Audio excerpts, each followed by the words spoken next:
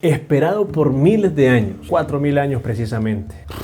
La llegada de un personaje que es el centro de la cultura y la fe de una nación, para que el día que este personaje llegó, esta nación lo matara, Israel. ¿Es que no había suficiente información sobre el Mesías? ¿Por qué la muerte fue la opción que tomaron? ¿Dios tenía acaso un misterio oculto para esta nación debajo de la manga? Sí, había un secreto. Ahí lo dice la Biblia. Ok, el Redentor debía morir para eso, para redimirnos, para salvarnos. Es una de las respuestas a la muerte de Jesús, pero no la del misterio oculto que estoy a punto de hablarte. La nación de Israel viene de la descendencia de Abraham, llamado el padre de la fe. Le nace Isaac y Jacob, al cual Dios cambia el nombre por el de Israel, el padre de la fe, y personajes tan distinguidos en la historia de ese pueblo como Moisés se quedaron con las ganas de ver los días del Mesías. Por eso dice Hebreos: conforme a la fe murieron todos estos, sin haber recibido lo prometido, sino mirándolo de lejos y creyéndolo y saludándolo y confesando que eran extranjeros y peregrinos sobre la tierra. Ellos deseando ver esto, para que Anás y Caifás provocaran que azotaran y crucificaran al Mesías. Bueno, a ver, Anás y Caifás, ¿quiénes fueron? Fueron sumos sacerdotes para los tiempos de Jesús. Caifás encabezaba el Sanedrín. ¿Y qué es el Sanedrín? El Sanedrín era la institución más importante de la sociedad judía, una especie de parlamento con poder legislativo, judicial. Solo estaba limitado en sus funciones por los ocupantes romanos. Entonces, en la época de Jesús, el Sanedrín se conformaba por 71 miembros. Era un número impar para que al momento de votar no hubieran empates. 71 miembros que se elegían entre estas tres clases de personas. Ojo, los ancianos, representantes de la aristocracia, los sumos sacerdotes retirados y los miembros de las 4 familias de las que se elegía generalmente los sumos sacerdotes. Los escribas o doctores de la ley, pertenecientes fundamentalmente a los fariseos, también pertenecían. El argumento del Sanedrín era que Jesús era blasfemo, porque él decía que era el Hijo de Dios, y sí, él era el Hijo de Dios, pero para aquel entonces los judíos no lo vieron así, y por tanto, ellos consideraban que Jesús era digno de muerte, pero ellos no podían castigar con la muerte a otro judío. Por eso lo llevaron ante Pilato, que sí tenía ese poder.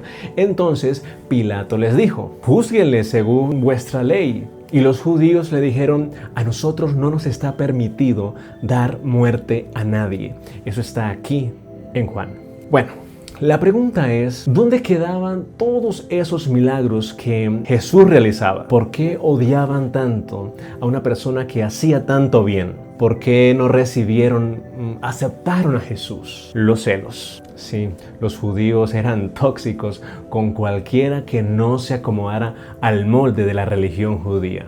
Muchas veces el Señor fue confrontado por los saduceos, escribas y fariseos que buscaban ocasión de caer en él, ya que ellos, como maestros del pueblo, estaban perdiendo protagonismo frente a Jesús. El mismo pueblo sentía la diferencia entre la enseñanza de Jesús al compararla con la de los escribas. Bien dice el Evangelio de Marcos: y se admiraban de su doctrina porque les enseñaba como quien tiene autoridad y no como los escribas. Eso debió doler. Entonces comenzaron a sentir celos. Y estos fueron acompañados de cosas graves como injurias, llegando a tal punto de blasfemar contra Dios, diciendo que el Señor Jesús echaba fuera demonios con el poder del mismo demonio.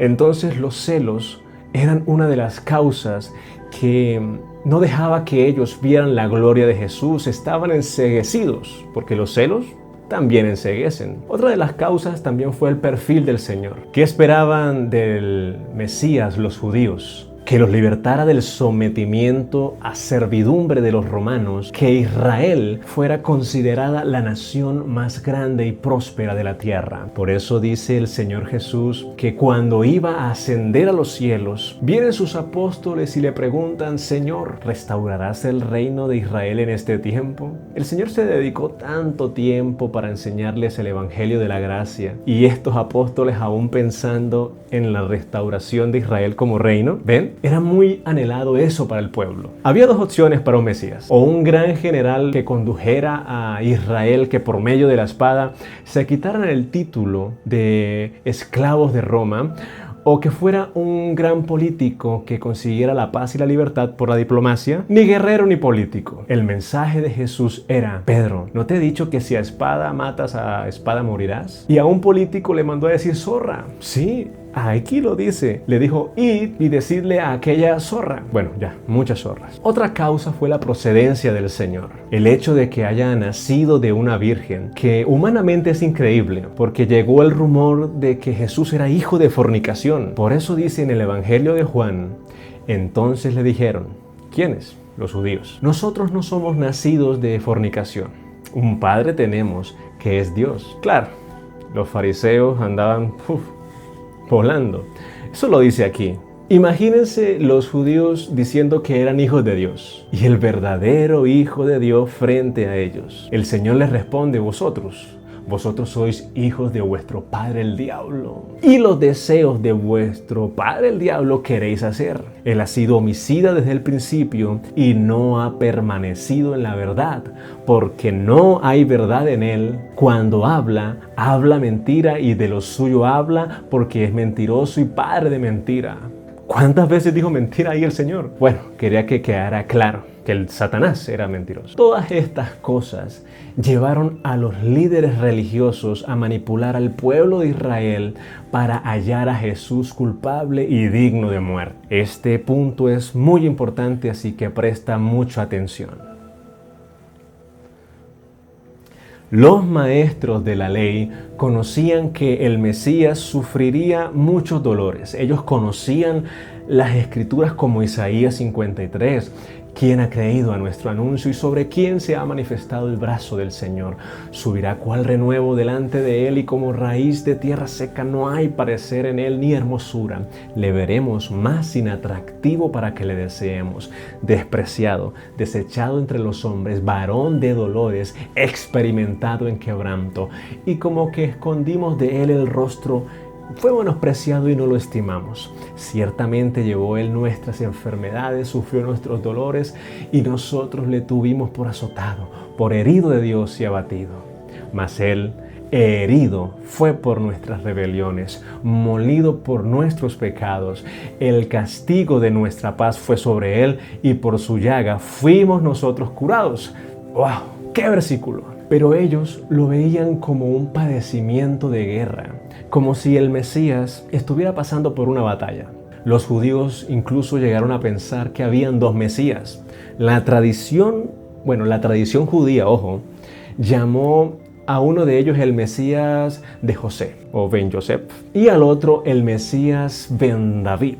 El uno sufriría y el otro vendría más adelante a posicionarse como rey en Israel. Por cierto, ese tal Mesías Ben David, que por ahora está muy de moda, que por ahí lo nombran, haremos un video más adelante de él, así que suscríbete para que estés pendiente. Este pensamiento de dos Mesías quedó rezagado, y en la actualidad los judíos están seguros de que se trata de un mismo personaje y no de dos. Todos estos conceptos religiosos llevaron a que los judíos se enceguecieran en sus razonamientos. La Biblia lo llama un velo puesto en sus corazones.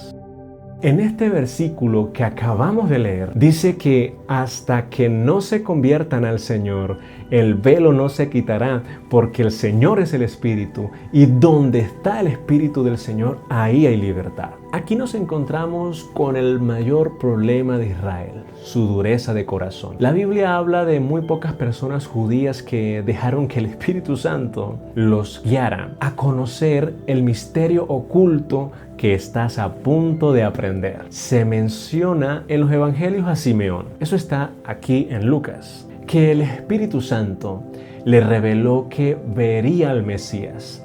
Entonces eso fue lo que le faltó a los fariseos, dejar de ser falsos, honrando al Señor solo de labios y de oídos y no de corazón. Porque si sus corazones hubieran estado llenos de Dios, hubieran conocido al Señor de gloria. Y las palabras de Simeón cuando tuvo en sus brazos al niño, a Jesús, son impresionantes. Dice: ahora, Señor, despide a tu siervo en paz conforme a tu palabra, porque han visto mis ojos tu salvación, la cual has preparado en presencia de todos los pueblos, luz de revelación para los gentiles. Según esto, Simeón, siendo judío, incluyó a los gentiles dentro de la salvación. Si los judíos veían a los gentiles como perrillos, incluso el mismo Señor lo dijo: he venido solo por Israel, dijo el Señor, no darle pan a los perrillos. Entonces aquí es donde comienza a revelarse el misterio oculto, ya que por medio del Espíritu Santo se estaba diciendo que los gentiles serían partícipes del reino del Mesías. Cualquier fariseo, al oír eso, hubiera podido quedar asustado al escuchar que sus tradiciones y pensamientos se iban abajo al considerar que los gentiles recibirían beneficio del Mesías. Y este es el misterio revelado, que los judíos rechazaron al Señor para que nosotros fuésemos partícipes de la salvación también. La Biblia dice: a los suyos vino y los suyos no le recibieron, mas a todos los que le recibieron, a los que creen en su nombre, les dio la potestad de ser hechos hijos de Dios. El apóstol Pablo en Romanos nos dice que ha acontecido a Israel endurecimiento en parte hasta que haya entrado la plenitud de los gentiles. Y Pablo, el apóstol de los gentiles, nos resume este video en este versículo: por esta causa yo, Pablo, prisionero de Cristo Jesús por vosotros los gentiles, si es que habéis oído de la administración de la gracia de Dios que me fue dada para con vosotros, que por revelación me fue declarado el misterio, como antes lo he escrito brevemente, leyendo lo cual podéis entender cuál sea mi conocimiento en el misterio de Cristo, misterio que en otras generaciones, sí Señor, Abraham, Moisés y todas esas personas del Antiguo Testamento no se dio a conocer a los hijos de los hombres como ahora es revelado a sus santos apóstoles y profetas por el Espíritu. Que los gentiles son coherederos y miembros del mismo cuerpo y copartícipes de la promesa en Cristo Jesús, que por medio del Evangelio me ha sido otorgado. Muy pronto comenzaremos nuestro estudio bíblico. Si quieres ser parte de él, escríbenos al link de WhatsApp que está en los comentarios o anótalo pausando el video.